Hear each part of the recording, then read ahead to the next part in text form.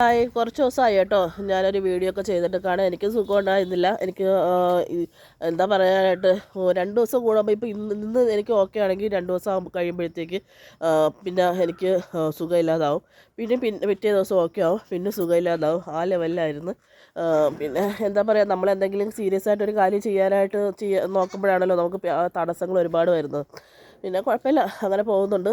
പിന്നെ ഞാനിപ്പോൾ മെയിനായിട്ട് വീഡിയോ ചെയ്തതെന്നറിയോ, കാരണം കുറച്ച് പേര് എന്നോട് ചോദിച്ചു ഇത് കൂടിന് എത്ര രൂപയായി, പിന്നെ ഈ പറഞ്ഞ കണക്ക് ഈ ഫ്ലോർ മാറ്റില്ലേ, ഈ ഗ്രീൻ കളറ്, ഇത് എത്ര രൂപയായി, ഇത് സ്ക്വയർ, ഇത് പീസായിട്ടാണ് വരുന്നത്, നിങ്ങൾക്ക് കാണാൻ പറ്റുമോ? അത് ജോയിൻ്റ് ഉണ്ടോ അവിടെ, ഇതൊരു ജോയിൻ്റാണ്. അപ്പോൾ ഇതൊക്കെ എത്ര രൂപയായി എന്നൊക്കെ ചോദിച്ചു. പക്ഷേ എൻ്റെ ഒരു പേഴ്സണൽ അഭിപ്രായം വെച്ച് ഞാൻ പറയുകയാണെങ്കിലേ, കാരണം നിങ്ങളിത് ഞാനിപ്പോൾ ചെയ്തതെന്ന് വെച്ച് കഴിഞ്ഞാൽ, ഇത് ശരിയാക്കുന്ന ഇത് പണി ചെയ്യുന്ന ആൾക്കാരെ കയ്യിൽ മൊത്തത്തിൽ അവർ 30 രൂപയെന്ന് പറഞ്ഞു, 30,000 എന്ന് പറഞ്ഞു, അങ്ങനെ പറഞ്ഞ് ചെയ്യിപ്പിക്കുകയും ചെയ്തത്. പക്ഷെ ഒരിക്കലും അങ്ങനെ ചെയ്യരുത്. കാരണമെന്ന് വെച്ച് കഴിഞ്ഞാൽ, നമ്മൾ കടയിൽ പോയി ചോദിക്കുക. കടയിലെന്ന് വെച്ച് കഴിഞ്ഞാൽ നമ്മൾ ഈ സാധനങ്ങളൊക്കെ കിട്ടൂലേ, നമ്മൾ ഈ നെറ്റും കാര്യങ്ങളൊക്കെ കിട്ടുന്ന കടയിൽ തന്നെ പോയി ചോദിച്ചു കഴിഞ്ഞാൽ അവർ പറഞ്ഞു തരും. മറ്റേ എല്ലാ സാധനങ്ങളും ബാക്കി അവിടെ ഇല്ലാത്തത് എവിടെ കിട്ടുമെന്ന് അവർ പറഞ്ഞു തരും. അപ്പോൾ അത് നമ്മൾ ഒരു കടയിലല്ല, ഒരു 2-3 കടയിൽ മാറി മാറി ചോദിക്കുക. ചോദിച്ചിട്ട് നമുക്ക് അതിൽ തന്നെ നമുക്ക് മനസ്സിലാവും വിലയിൽ നല്ല വ്യത്യാസമുണ്ട്. അപ്പോൾ അത് സാധനങ്ങൾ ഇവർ ആരെക്കൊണ്ടാണോ നമ്മൾ ചെയ്യാൻ ഉദ്ദേശിക്കുന്നത് അവരെ വിളിച്ച് ഇത് ആദ്യം അളക്കുക.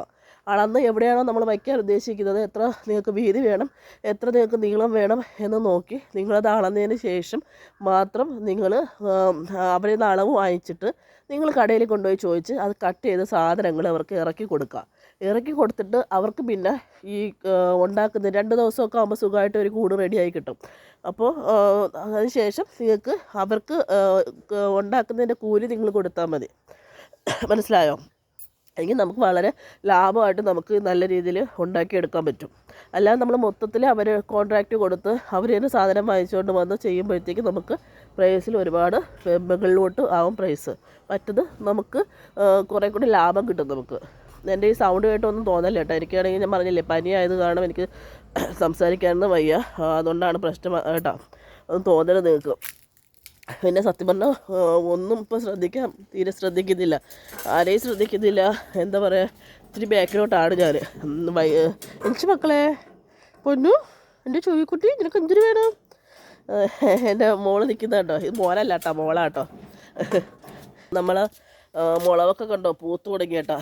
പൂത്ത് ഇതൊക്കെ ഇപ്പോൾ ശ്രദ്ധ കുറവാണ് കേട്ടോ, ശ്രദ്ധ കുറവാണ്. ഒന്നും അധികമായിട്ട് ശ്രദ്ധിക്കുന്നില്ല. നമ്മൾ കത്തിരിയൊക്കെ പൂത്തു കണ്ടോ.